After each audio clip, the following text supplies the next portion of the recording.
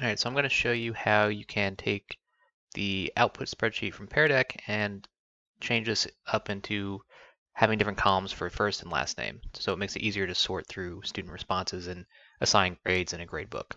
So the first thing you want to do is click on column C here in front of the email, right click and go insert one to the left because you need a column here.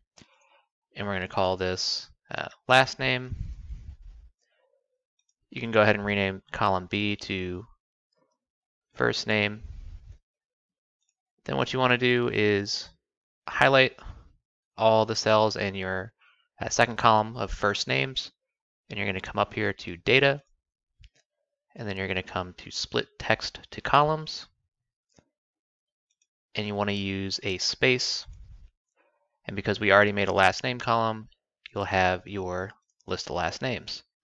All right, so now if you want to easily kind of put this into an alpha list, you can just come up, select everything, go to data, go to sort range, and we're going to sort by column C because that's our last name first. Add another sort column, column B, in case you have kids with the same last name. And then we're going to go ahead and sort that. And now we have all the students arranged in last name order. Okay, so it's a quick and easy way to make a little bit more sense of your spreadsheet outputs from Pear.